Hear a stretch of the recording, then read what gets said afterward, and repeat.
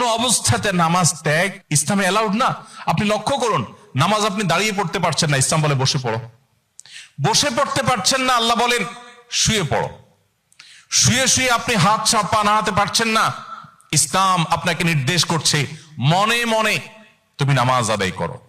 আপনাকে ওযু করে নামাজ পড়তে হবে, ওযু করতে পারছেন না, ইসলাম বলে তুমি তায়াম্মুম করো। আপনি তায়াম্মুম করতে যদি অপারগ হন, তায়াম্মুমের ব্যবস্থা নাই, ওযুর ব্যবস্থা নাই, তাহলে যে অবস্থা আছেন সে অবস্থা আপনাকে নামাজ আদায় করতে হবে। নামাজের জন্য সতর ঢাকা ফরজ, কিন্তু এমন কোন পরিস্থিতি আছেন, আল্লাহ মাফ করুক, আপনার সতর ঢাকার ব্যবস্থা নেই, তাহলে ওই অবস্থায় আপনাকে নামাজ আদায় করতে হবে।